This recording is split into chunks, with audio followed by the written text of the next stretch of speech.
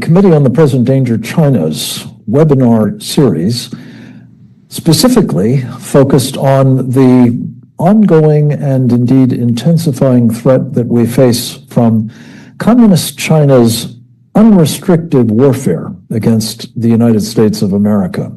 Its purpose could not be more clear.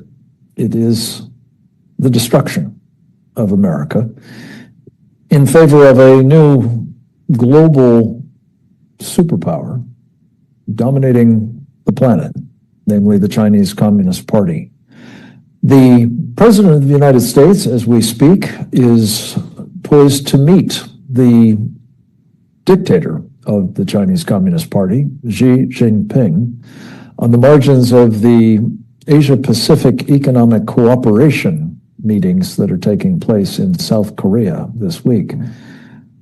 The agenda, we're told, will be focused on getting a new trade deal with the People's Republic of China. It has been made more urgent a matter as a result of the announcement 2 weeks or so ago by the Chinese communists that they were going to restrict exports of processed rare earth minerals, of which they have a monopoly, something on the order of 95% of such minerals, critical to most aspects of modern commerce and national security, depend critically. Getting that reversed is the object of the trade deal, evidently. The price to be paid for doing so at this moment remains to be seen. What seems, though, to be in the works is possibly a more far-reaching set of understandings with the Chinese Communist Party. The exact nature of those understandings, again, to be determined, but the object would seem to be to try to help prop up Communist China's regime, which is buffeted, as we'll be talking about with our colleagues, by myriad difficulties, both economic, demographic, and political.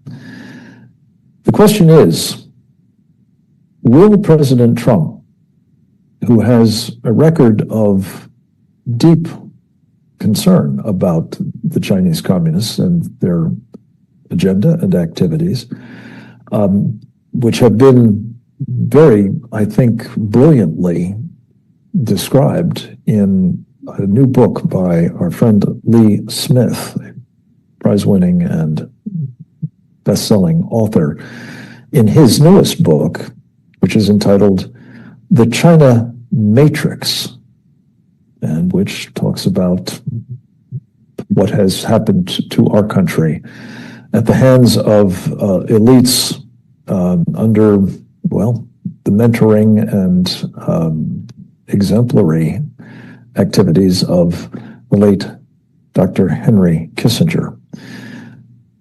Donald Trump's concerns have informed both his candidacy for the presidency and his terms in office. We're going to discuss with our panelists whether he will hold to those concerns and the policy direction that has flowed from them, or whether perhaps he will be, as was Ronald Reagan about 49 years ago now, I think, almost 50, by Mikhail Gorbachev, the then dictator of another communist party, that of the Soviet Union, to discuss similarities between what happened when Ronald Reagan met Mikhail Gorbachev in Reykjavik, Iceland, in October of 1986, and tomorrow's meeting between President Trump and Xi Jinping. I'm very pleased to have with us a man who was in the Reagan administration, one of the most important officials responsible for executing the president's strategy for taking down the Soviet Communist Party, the evil empire, as he called it. That would be Dr. John Lanchowski. John was, at the time of the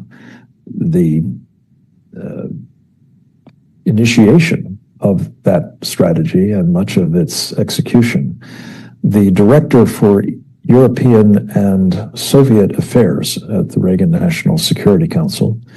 He's gone on to do some incredibly important work in the education field, founding, long time serving as the president and ultimately, as he is now, the chancellor of the Institute of World Politics, absolutely sensational organization dedicated to teaching the art of statecraft in the generations that will be hopefully carrying on the fight against tyranny of whichever form it takes, including that of the Chinese Communist Party. Dr. Lanchowski, thank you. You're a late addition to this program, but so is everybody. We put it together rather hastily, but I think urgently in light of the upcoming meeting, and we're delighted to have you provide some background on the Reykjavik 1.0 moment and whether it's apt to think of what's afoot now as possibly 2.0. Welcome back, my friend. Over to you. Thank you so much, Frank. It's always great to be with you and with the distinguished visitors that you have here on your program. I'm very glad to be in their company. I wanted to just reflect a little bit about really a central issue that was involved both in Reykjavik and in the current situation, and that is the degree to which our presidents are possessed of what I call moral strategic clarity. There's been a lot of confusion over the years, in the last years of the Soviet Union, and even throughout this period of Xi Jinping, and certainly with Deng Xiaoping, about whether these what I consider to be totalitarian countries are actually a threat to the United States or not. There were too many people during the last years of the Soviet Union that bought into the principal Soviet strategic deception theme, which was, we are not communists anymore. We have changed. And so we are, but we are a permanent feature of the global strategic landscape, and therefore you need to just learn to get along with us, and we can come up with some kind of a proper modus vivendi, and we'll all be able to live in peace. So for years under Deng Xiaoping and his successors, the larger part of the foreign policy establishment, the academic community, certainly the business community, were convinced that the Chinese had ceased being communists. And well, now a few people have come to realize with Xi Jinping that perhaps they still are a communist country, but there are so many people who have so much of their personal business interests involved in this entire, in dealing with trade with China, manufacturing things in China, having access to the China market, that they are putting their own private interests above the national interest. And so in Reykjavik, you had a situation where there was tremendous pressure on the president to have another successful summit meeting, and the Soviets always pushed for summit meetings. They knew that this was a form of political warfare that would redound, invariably to their benefit and to our detriment. they played the game very skillfully about raising expectations about what constitutes a successful summit. And of course, we would buy into these expectations by basically defining that success in a summit meeting means reaching an agreement, a grand deal, a big bargain. And if we didn't do it, then that would mean that we would be suffering failure in this business.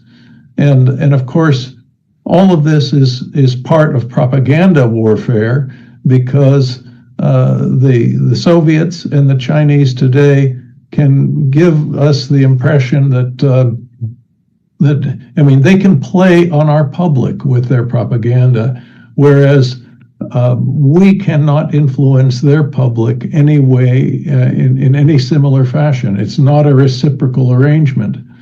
And so in Reykjavik, you had a very unusual situation where the president had harbored rather in what I consider to have been a utopian ideal, which was getting rid of all nuclear weapons from the face of the earth. How he would succeed in doing that, maybe he could get rid of them with the Soviets, but the Chinese still had them, and there are other powers in the world that have them. So I think that this was a flight of the president's fancy. I don't know that he was particularly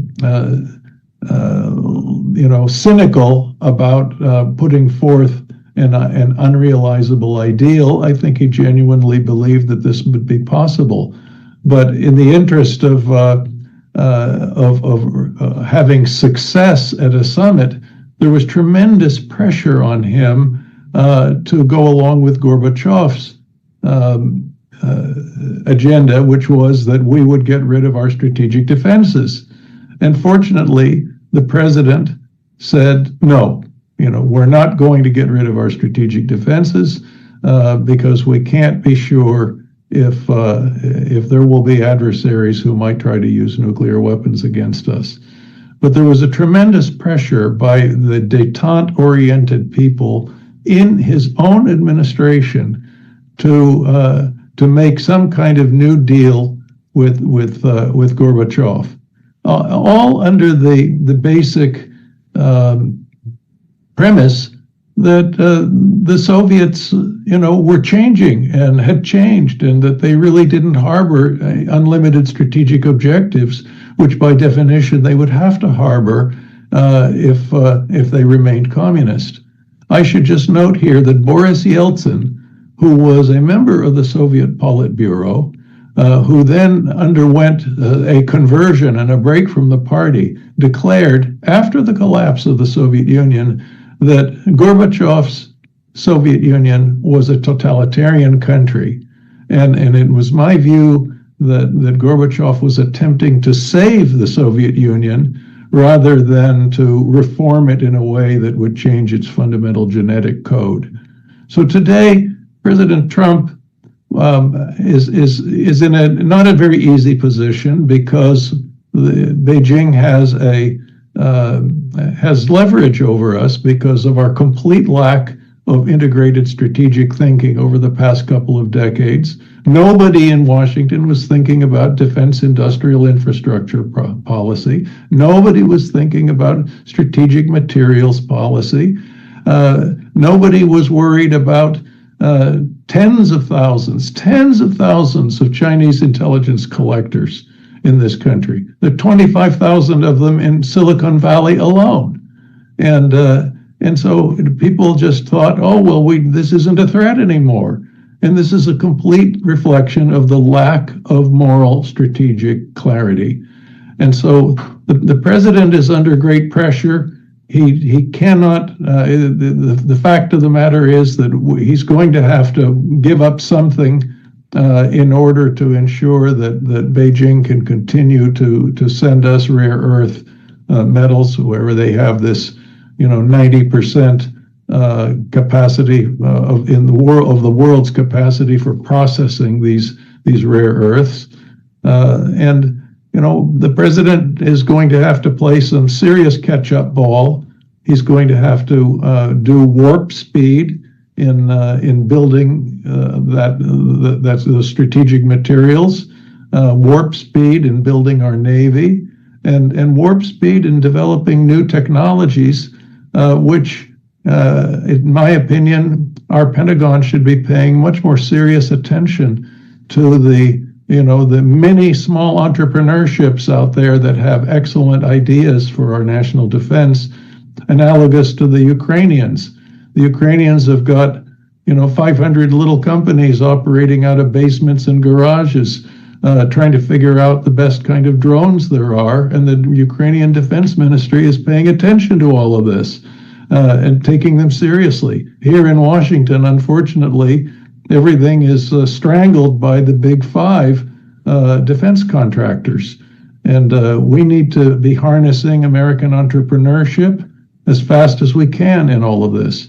So I don't know that there's going to be an immediately satisfactory result of all of this. I think there are lots of people in the business community who are breathing down the president's neck to make some kind of a happy modus vivendi with China on trade. But I think it's in the national interest that we gradually decouple from this extremely toxic relationship. John Wachowski, thank you. What a splendid overview and a reflection of your really prized corporate memory on what has brought us to this present pass. Your service to our country in the course of the Reagan administration especially was deeply appreciated. And, thank you, Frank. May I just mention, Yuri Yarimagayev has come to my office, and he is in a position to participate in the program. Wonderful. Anytime you want him on board, and I'm going to have him sit in my place here. If you could, and if you could also tilt your camera down just a little bit, we've got too much headroom. But I'm so pleased. This is perfect timing, and I'll just do a very brief introduction to Yuri, and thank you for facilitating his participation in this, John. It's really an extraordinarily providential, I think, opportunity for us. Yuri Yarimagayev was a prominent Soviet dissident during the Soviet era. He was a member of what was known as the Moscow-Helsinki Group, founded by Andrei Sakharov, and in most cases, very harshly repressed by the Soviet authorities. In Yuri's case, it resulted ultimately in his being forced into exile from the Soviet Union in 1980. He came to the United States. He has been active in physics in places like MIT, Stanford University, and Belcor. Also in the financial sector, Bankers Trust and Deutsche Bank in New York City. He's never given up his commitment to human rights, however, and he has continued to work in that space, notably through the founding of the Center for Democracy in the USSR back in 1984, just 2 years before the momentous meeting that John has just described. I will say, before turning the baton over to Yuri, I was actually at Reykjavik, not in the midst of the summit meetings themselves, which were very closely held, but as part of the horse holder team, hanging with the State Department guys and trying to monitor very closely what was happening, because to the extent that, as John has indicated, the president was being tempted in exchange for this very, I think, improbable, but nonetheless desirable goal from his point of view, to rid the world of nuclear weapons, that he just had to give up his strategic defense initiative. And of course, with it, much more in terms of his policy of opposing the Soviet Union, not propping it up. But Yuri saw all of this from the other side. He was observing it through the lens of a man who was deeply committed and courageously pursuing the end of the Soviet totalitarian regime and system. And we couldn't be more pleased to have him with us to talk a little bit about both his own life experiences and insights into that Reykjavik 1.0 moment, but also the moment we find ourselves in currently, Reykjavik 2.0, perhaps. You're welcome, and over to you, sir. Thank you, Frank. Well, about my previous experience, I can talk a lot, and we definitely was struggling with the same enemy, the Soviet communist regime, which was much more difficult, frankly, to do from inside the Soviet Union than from the outside. But by Reykjavik, I was already on this side, and actually, I was at the last briefing of President Reagan at White House. I was part of the group which briefed him. So it happened.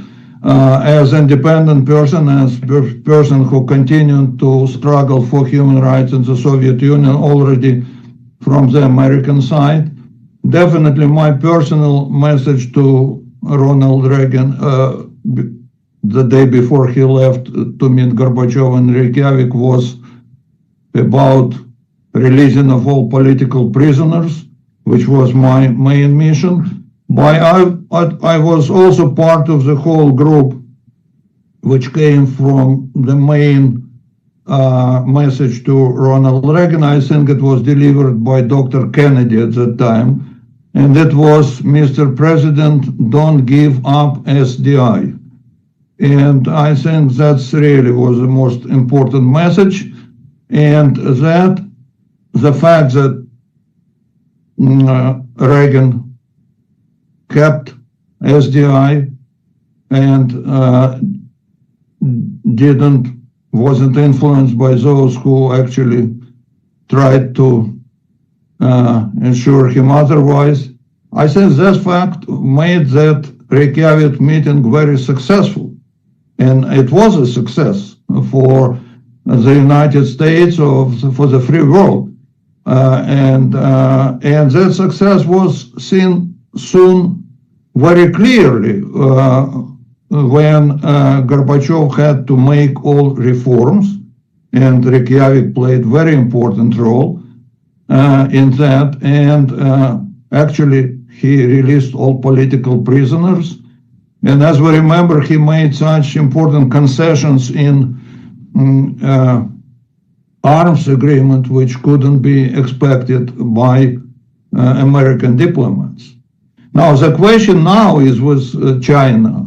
What is today SDI, what America shouldn't give up in communication with Peking? And I don't want to be repetitive, as John already well explained, that first thing is important to recognize that China is our main enemy, that ideological war between communism and America never stopped and never ended. That what happened after the collapse of the Soviet Union, the headquarters of this war simply moved from, and general staff moved from Moscow to Beijing, but there was no disruption, and the war continued all the time, and China all the time was communist country, and to China we always remained enemy number one. It's no doubt about that, and China is our arch enemy now, and that is a fact, you know. And as many people try to call it competitor or someone else, it's not serious. It's our main enemy, existential threat. And what is important, that China is a leader of all totalitarian world, which includes now Russia and Iran and North Korea. And it's a leader and master of this totalitarian regime. So we should hold China responsible for whatever this totalitarian world does, and what happens with ideological war. And the war in Ukraine and the war in Gaza, which we have now in Israel, are proxy wars of this ideological war. And our demand to China should be to stop it.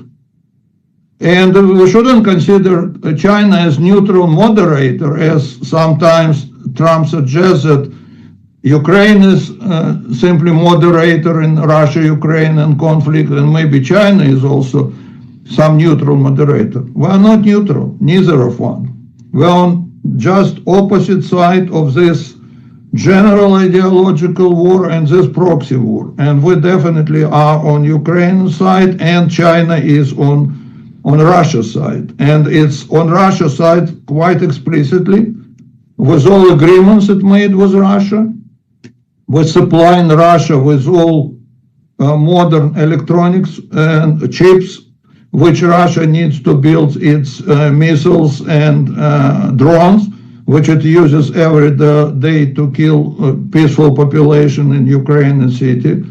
So our message should be very clear, and it should be ultimatum. Should be not bargaining point. Stop the war in Ukraine.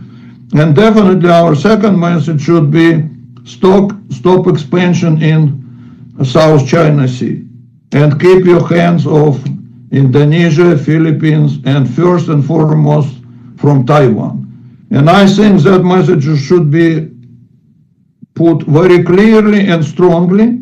And after this strength was demonstrated by Trump by bombing sites in Iran, I think it makes his position quite strong to speak in very ultimative terms with Chinese.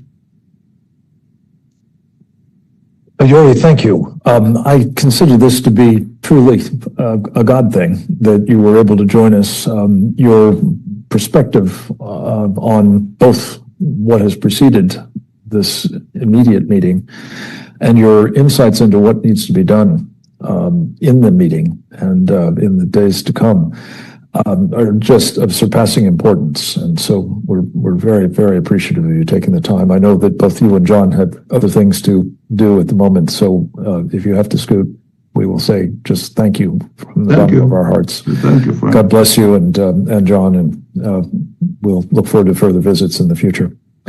We're going to hear next from a man who has been a very prominent fixture in these programs, as is appropriate given his rank. He is the chairman of our Committee on the Present Danger China, of which John Linchowski is an important member, as will be our next presenter.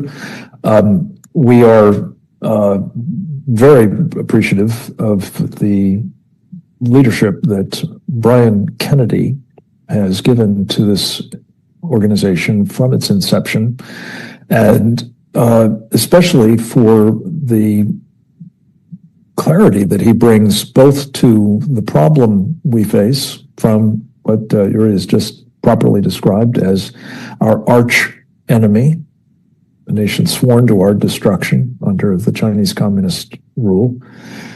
He has also been a champion of missile defense for many years, and I think was among those who was very, very much of a mind, as was I at the time in government, as I was, that we needed to not only fully develop and perfect missile defenses, something that was impermissible, by the way, at the time under the Anti-Ballistic Missile Treaty of 1972, but we needed to deploy them as well.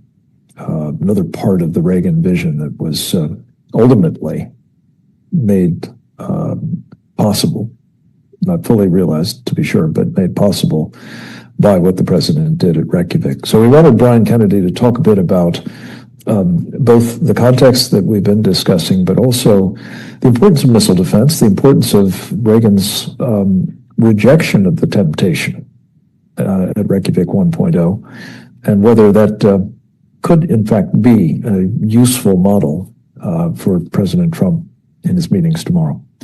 Brian, welcome back. It's good to have you. Over to you, sir.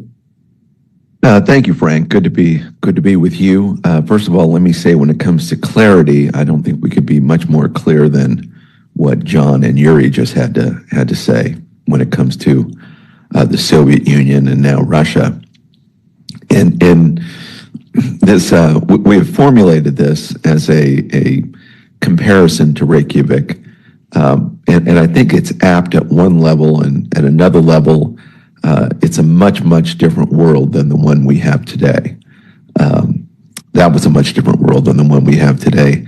There was a great deal more clarity back then than there seems to be at present. When it came to missile defense at Reykjavik, obviously the Soviet Union, which had a missile defense themselves, didn't want the United States building a missile defense. And they thought they could perhaps get President Reagan to bargain that away. And at some fundamental level, President Reagan realized that that was existential to the United States, that we would have a national missile defense and make sure that we were not held captive to a foreign enemy's nuclear arsenal. And so he didn't bargain that away. And although he didn't bargain it away, we also don't have one today. And that, I think, shows we have a very limited one, let me say, today, incapable of stopping a Russian or Chinese or Iranian ship-launched ballistic missile aimed at the United States. And so after all these years, there's a kind of moral corruption that we have in this country where we think that we can talk about things and talk is enough, that we don't actually have to do them. We can believe in free trade, and we can give a lot of lip service to the idea that if we have free trade and we have exchanges of technology, that communist China, for instance, is going to become just like us, or other nations in the world are going to become just like us, when in fact those things don't happen. We don't have, a world where everyone believes in freedom and self-government. We have a world where we, in our very imperfect way, are trying to recover freedom and self-government here in America. And we have a world where authoritarianism, totalitarianism is really on the rise. You see it obviously most specifically in communist China, but you have authoritarian regimes obviously in England today where freedom of speech is being curbed for everyday people in Britain who want to speak their mind about the state of their country. So this is a world which is much different, I think, when it comes to just how we see the rest of the world. So let me say that as background for what I'll say about President Trump. I've been a champion of missile defense, but I've also been a champion of President Trump. Very much believe in his leadership and have done everything I could to champion that. He's going here with Xi Jinping with his eyes wide open. He saw, President Trump did, the threat that Xi Jinping made against the U.S. and global economy when he talked about restricting rare earth metals, rare earth minerals, and rare earth magnets. This was a real blow, a real knife at the throat, as it were, as many have said, to the U.S. economy. So President Trump's here because he knows that if we are reliant on communist China for these metals and we're not allowed to get them, then our economy may well suffer. And I think it's worth examining as a nation and explaining to the American people what that might look like. It's a world where these rare earth minerals are used in all sorts of components in our electronics, day-to-day electronics, and in our industrial output. The president's been told that if we don't have access to these rare earth minerals, then the U.S. stock market is going to go down by 50%, and that industrial output is going to be radically cut. And so the president goes into these meetings wondering whether that's true or not. My own view is that if communist China wants to play that game and restrict us from rare earth minerals, we we can simply accelerate the decoupling from communist China. Let's be clear that if that's what they want to do, we don't have to live in a world where we're buying any goods from communist China. Will there be pain to the U.S. economy? Yes, absolutely. But if we're going to be, have a gun to our head, as it were, then what kind of an economy is it? That would be number one. Number two would be, even if we make a deal with communist China, they don't believe in deals. They believe that even after you sign something, they can renegotiate it. So they're constantly renegotiating deals. They don't honor any of the trade deals.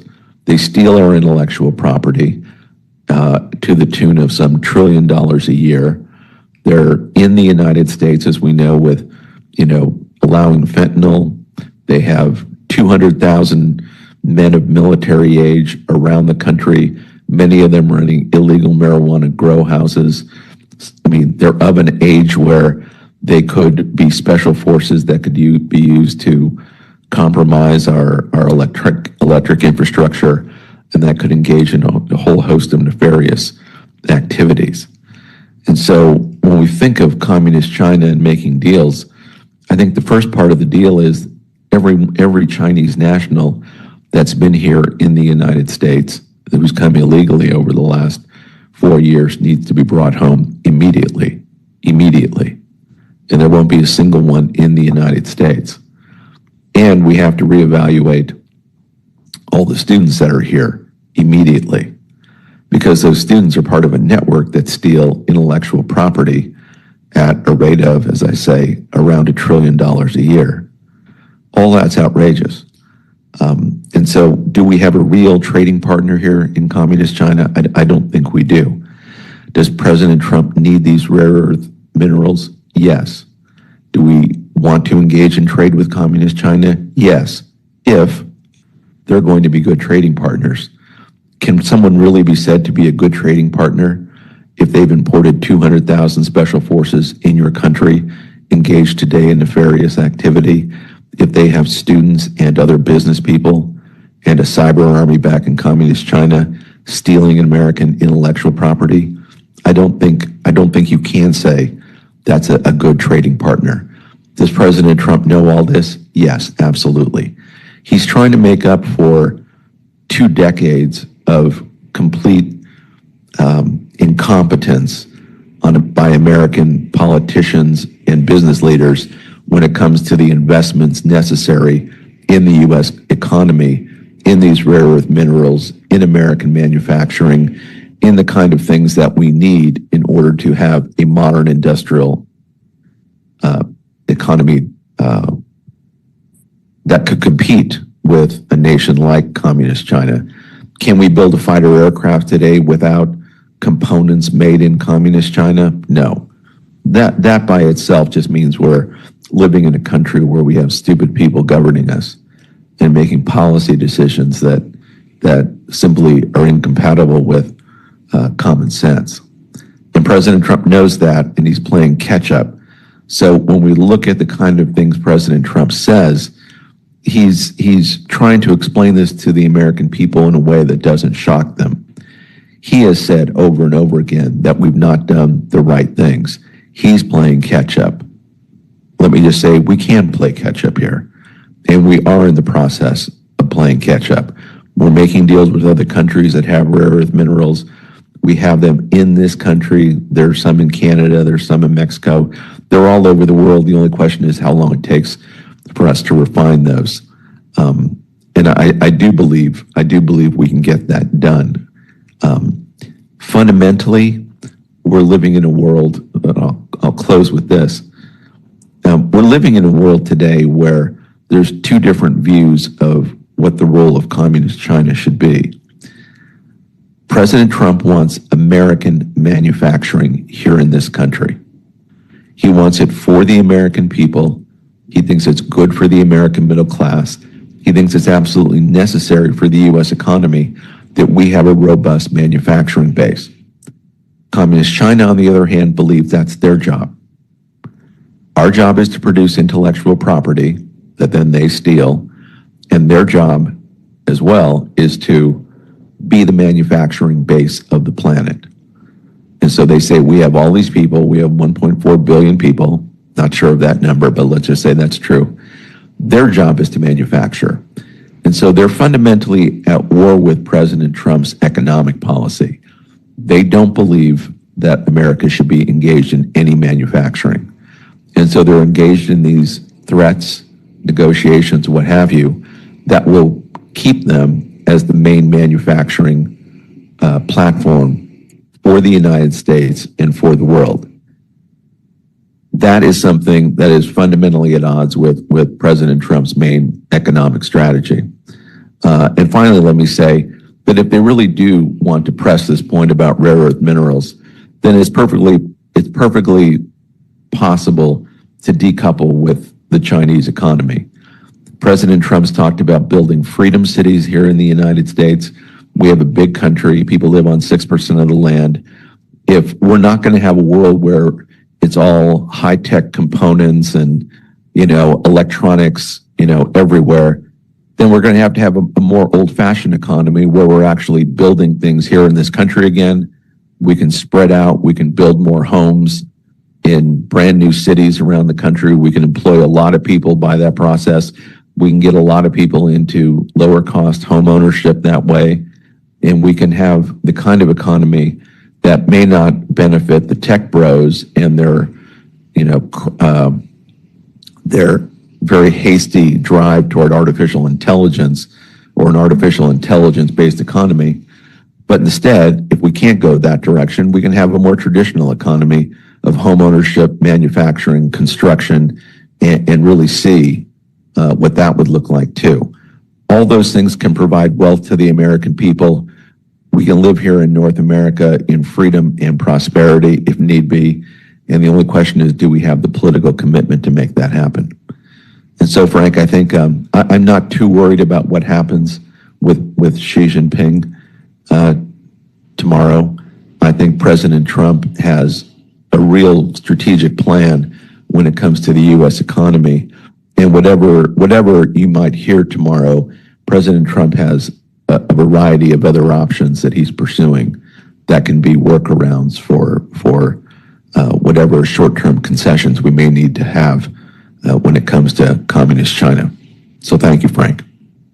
Right, thank you. And you've, I think, enunciated very well the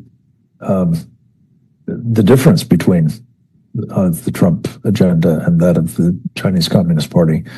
The question still to be determined, of course, is exactly how does that translate into, as you say, short-term concessions, perhaps, or maybe even a longer-term shift on President Trump's part towards more engagement rather than decoupling.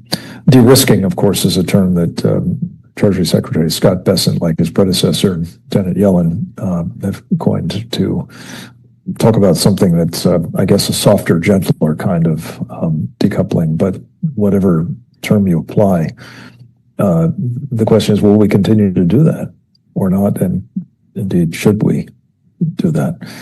To help answer that question, I'm very pleased to welcome back another of our Committee on the Present Danger of China rock stars. His name is Colonel Grant Newsham, United States Marine Corps, retired. Colonel Newsham was, in addition to a distinguished veteran of the Corps, a Foreign Service officer in our embassy in Tokyo. He has also been an entrepreneur and businessman in the region for many years. And in fact, speaking to some of the points that Brian made, he worked for an American company, one of the preeminent American companies at the time, as it sought to, engage, I guess is one word for it, or couple with China. That company was called Motorola. And it scarcely exists any longer. And what does exist, I think, is now a wholly owned Chinese enterprise. Colonel, we couldn't be more pleased to have you with us. You have been one of our most faithful contributors to this entire webinar series, and it's all the more laudable because usually it makes you get up in the middle of the night, your time in East Asia, to contribute. But you do so magnificently, and I know you will on this occasion, especially I hope by talking a bit about the stakes involved should President Trump yield in to this temptation, and should we in fact find ourselves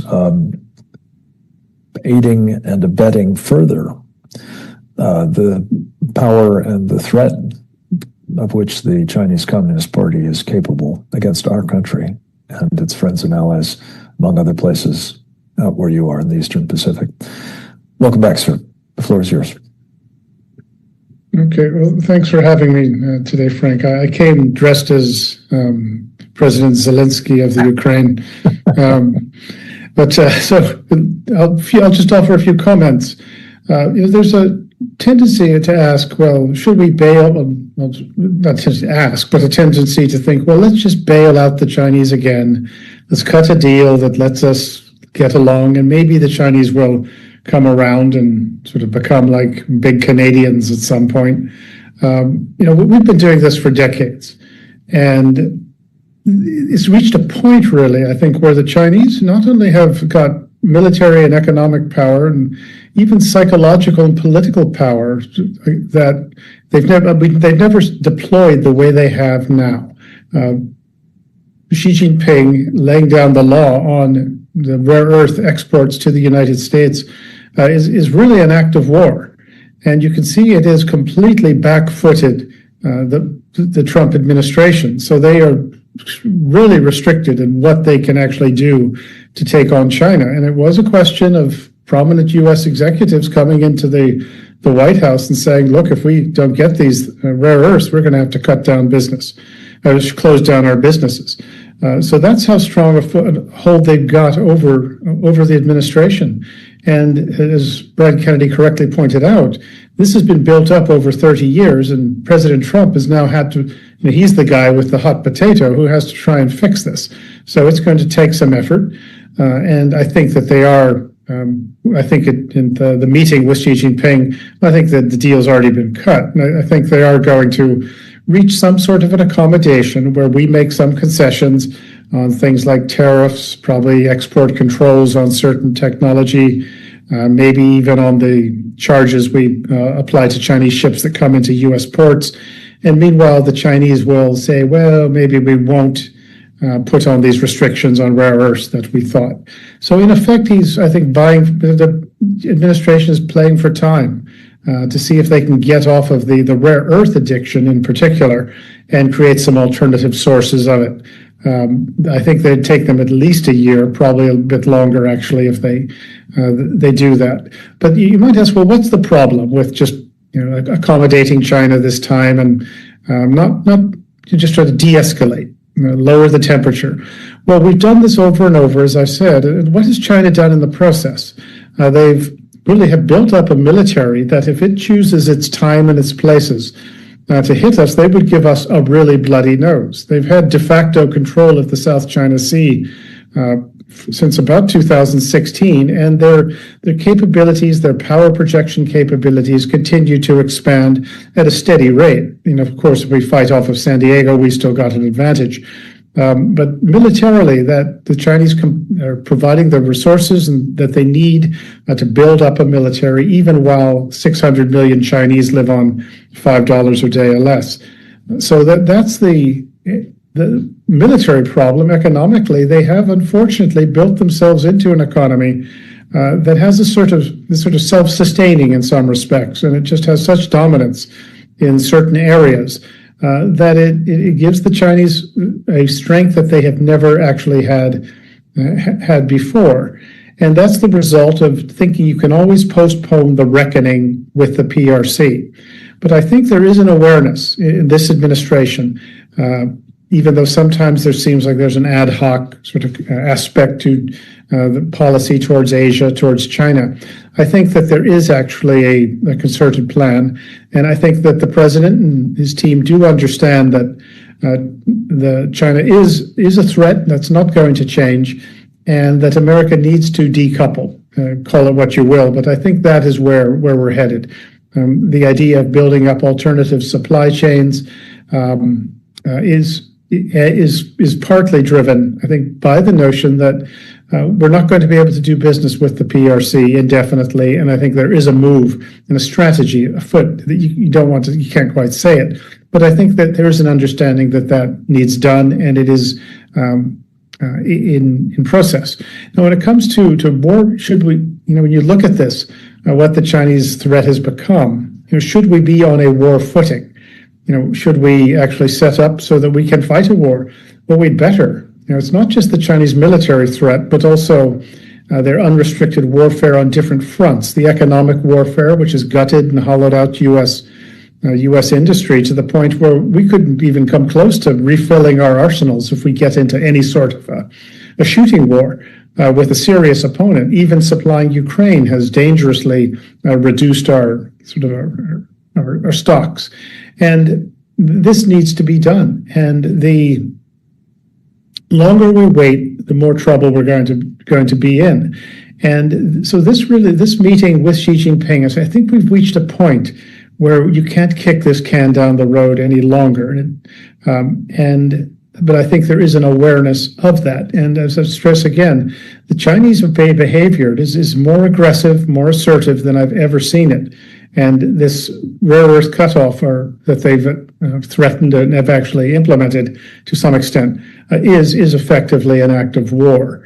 Now, what happens at the meeting with Xi Jinping? As I said, the deal's already been cut, and I think we kind of know what's going to happen, with each side sort of keeping their ammunition in reserve. And the Americans, we do have a very good hand to play if we choose to.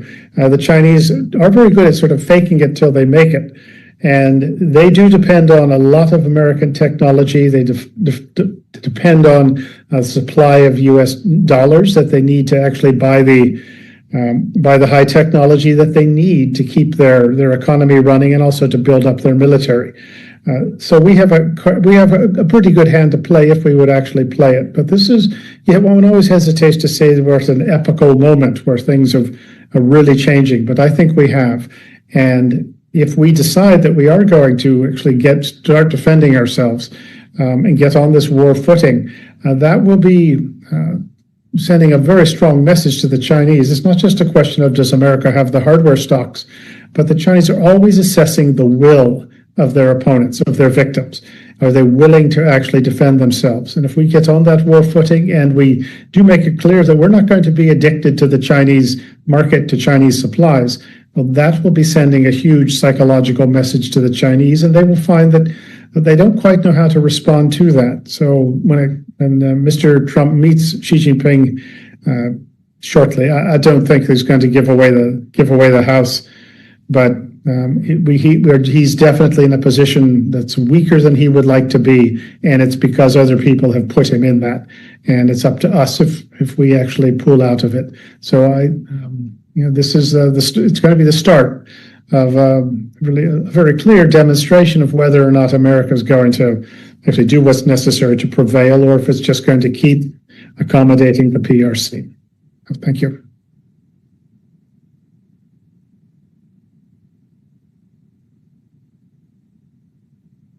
Excuse me. Colonel, thank you very much. As always, very much on point. And I think what you've put forward is a rather more optimistic view of all of this than one might expect from the author of When China Attacks, a Warning to America, and someone who has reminded us frequently in the course of these programs just how perilous the military situation is, in particular, as you and Brian both talked about, including here on the home front. In that connection, I would commend to all of our audience some of our previous programming on that point. You can find all of them, some 220, I think now, of these webinars at our presentdangerchina.org website, and I hope you'll subscribe there. Colonel, I mentioned you had worked with Motorola, and we have time for a little bit of Q&A with you and Brian, if you will indulge us.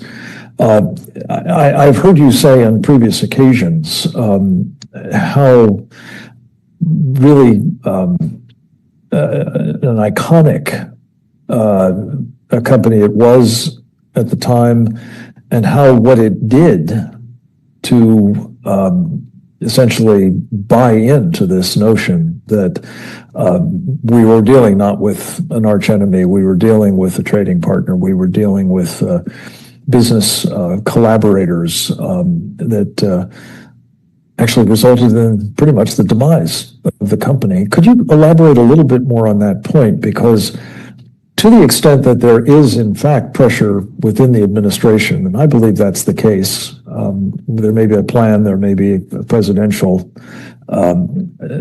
attitude on all of this, yes, but there does seem still to be, not only, of course, there, but in the business elite, the elites, captured elites in academia and media and political affairs. And let's just keep on keeping on attitude. The example of Motorola would suggest we should not keep on keeping on, would it not? It does. And I say the example of just about every other major company, and even a lot of smaller ones that got into China, suggests that the sooner we get away from these people, from this country, the better. Motorola went in with the idea, and with U.S. government encouragement, right after Tiananmen Square, Motorola was effectively the anchor tenant for U.S. investment into the People's Republic of China. So they set up factories, research centers. They did everything the government, both governments, U.S. and Chinese government, told them to do. And that included handing over technology. And what they didn't hand over was, of course, stolen.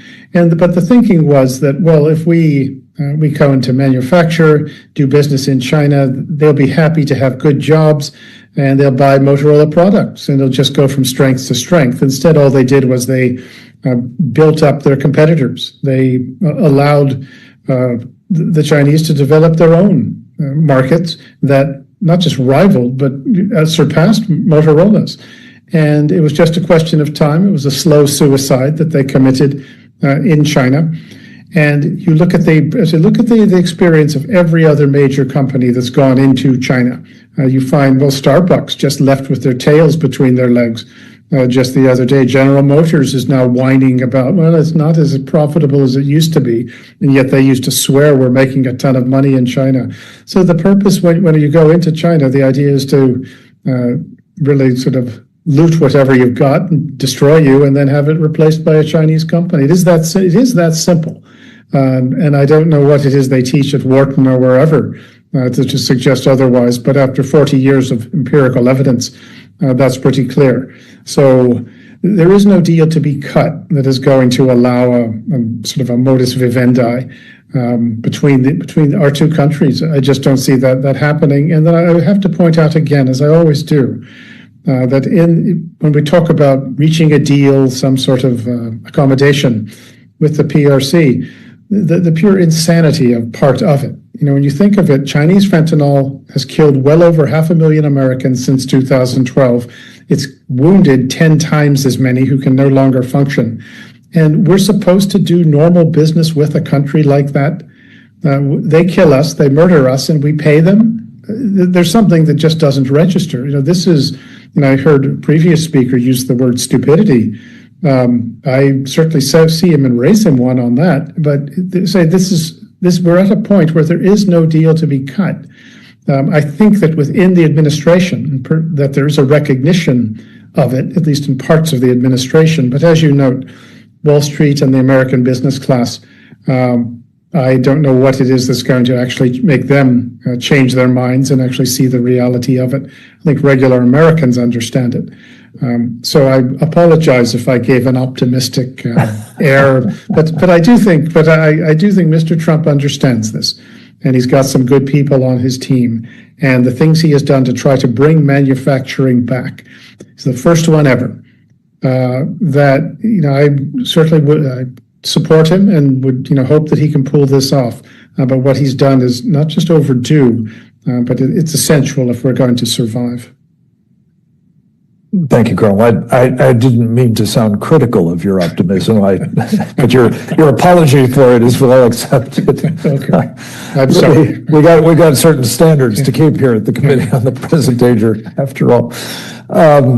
Brian, to the point that was sort of laced into what the Colonel just said, you are, no question about it, one of the most, I think, effective champions of President Trump and his policies. And consequently, you understand as well as anybody some of the dynamics within the administration. There are people who are, I think, self-described as restrainers. I've got different terms for it, but it sounds as though mostly they're interested in retreat, especially when it comes to China. And there's, I don't know whether it's come out. I haven't seen it if it has, but it's been imminently to be released for some weeks, if not months now, this so-called national defense strategy. And the reporting on it, whether it's right or not, remains to be seen, but the reporting on it is that it is going to somewhat diminish the the perception of China as an adversary in favor of reducing, I guess, the risk that there might ultimately be a possibility of coming to blows with this operation. Could you speak to these sentiments and also, if you could, how the influencers, the lobbyists, the corporate sponsors, the business elites and elites in these other areas are interplaying with such sentiment within the administration? I think you've come to the same bottom line as Colonel Newsham has, that the president will resist all of this, but it does seem to me there's a lot pushing in the other direction at the moment. Yeah, no, that's a good question, Frank. Look, this is also politics at some point, and the president has to make, if he can, a lot of people happy. And he wants to make them happy because they're parts of the economy that are vital to us right now. But that doesn't mean he's going to sell out the whole country to any one group. He just wouldn't do that. For instance, he has a dinner at the White House with all the tech bros, basically the greatest minds from Silicon Valley and elsewhere. Bill Gates is there, Mark Zuckerberg's there. I don't think they're great minds. They could be evil minds, but they're still there. And he sees those people as a vital part of the economy that have gotten on board for now with the MAGA agenda. So he talks to them and he hears what their concerns are. And they want to use artificial intelligence and other technology to bring America into, a brand new economy. And he hears those things. And to that group, rare earth minerals and the status quo is very important. And then he looks and he talks to the American people and he sees what's important to them, and what's critical to them are jobs, real manufacturing jobs where an American can make money, raise a family, buy a home, and have a future. And whereas those captains of industry from Silicon Valley are doing great, the American people are not doing so great. And the American people for President Trump are a very, very, the highest priority, let's just say. So he's trying to transition the economy from this China almost centric kind of an economy to one that's America centric. And he's trying to make this transition with the minimal amount of dislocation possible. And so he's trying to balance all these facts. And his push toward manufacturing strikes me as, and I think Grant agreed with this, it's the most important thing that he's done. Just the signal we're going to have that kind of an economy is something that matters the most to President Trump. I personally think the Chinese have overplayed their hand here. And whatever deal gets cut in the short run, if communist China is going to hold a knife to our throats, both from denying us access to rare earth minerals, but hold a knife to our throats with, foreign operatives in the hundreds of thousands who've come during the Biden administration who want to live amongst us and commit crimes, or fentanyl, or any of these other new drugs that they're importing into the country. If they're going to do that, you're going to see a decoupling sooner rather than later. And that decoupling will not serve them very well because, yes, they can manufacture a lot of goods, but their own people won't buy those goods. So they'll still need people around the world to do that. And so if you decouple from the United States, you're going to make us a manufacturing power again. We'll figure out the way to do that. We'll build factories here. All the stuff we get from communist China today, much of which is crap that Americans don't actually need, well, the things we do need will be made here in America. We won't need communist China. You want to deny us rare earth minerals? Fine, we'll get our own rare earth minerals. You want to deny us components for, any of our electronics, what have you? Great, we'll build those here too, or we'll get them from friends and allies. I don't think the Chinese quite understand just how powerful the United States can be when we want to be. And for most of the last 3 decades, we have been governed by people who are, yes, stupid when it comes to our national priorities. We now have a president who understands it. The Chinese are making the bet that the tech bros can talk President Trump out of rebuilding American manufacturing and reorganizing the American economy. That's not going to happen. And so if the Chinese want to push, that'll happen sooner rather than later, where America again will be a manufacturing power, will be self-sufficient, and will be able to rebuild the American military in the ways we ought to. I mean, President Trump has looked at the balance sheet of the United States. He understands we don't have the capacity, industrial capacity, to build the munitions. Yes, we can build ships and fighter aircraft. Can we build them quickly enough? We're going to have a different America if we're going to defend ourselves in the future.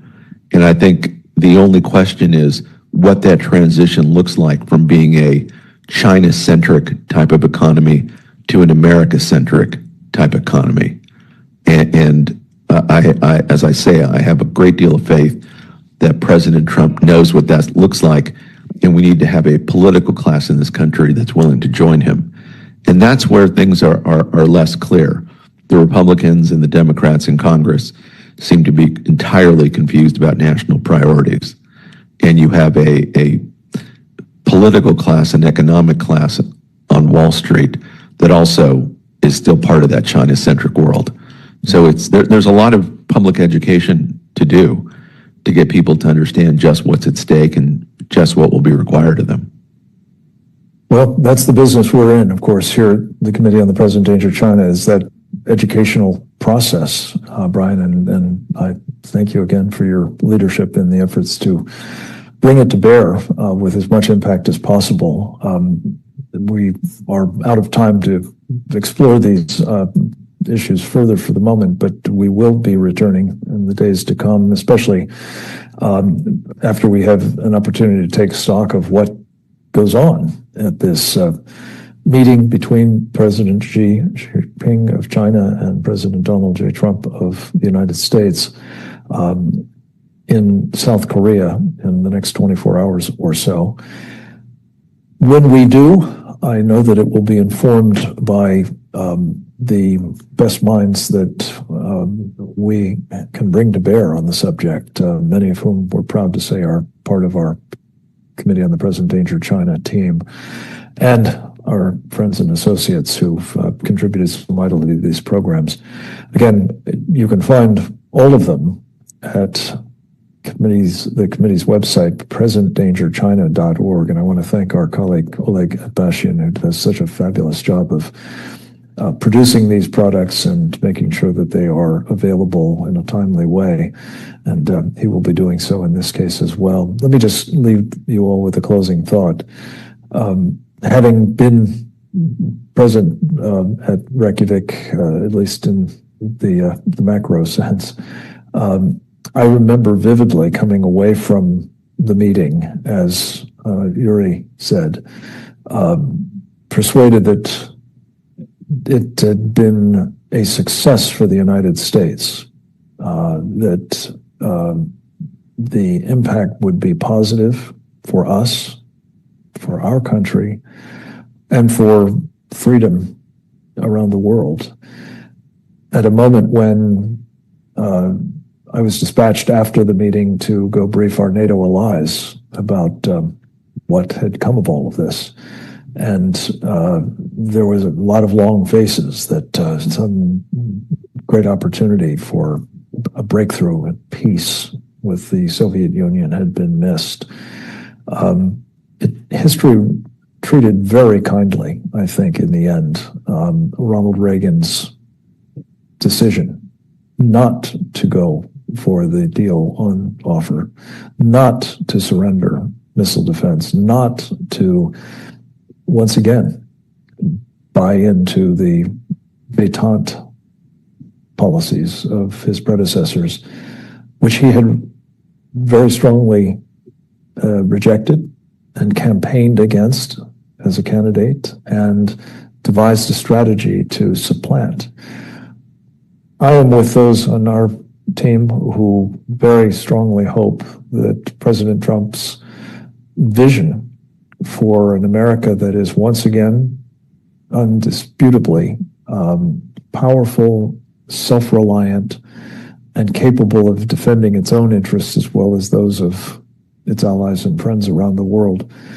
And that what we will witness coming out of this meeting, whether it's with the signature of a trade deal or not, will be a reaffirmation that that vision is what this president stands for and seeks to accomplish. And if so, I think it will be clear shortly, if not maybe in the longer term, that this was indeed a Reykjavik moment, and he passed the test, as did my old boss, Ronald Reagan. Those are in my prayers. You all are in them as well. Thank you for joining us. Thank you for your support for our efforts. Please, if you are willing to do so, make that support tangible. You can do so at the Institute for the American Future, for example, a donate page there that sponsors this committee and other work that is, I think, of vital importance to all of us. I so appreciate all of our colleagues that contributed to today's program, and we'll look forward to having the next one in the days ahead with their help as well as yours. God bless you all.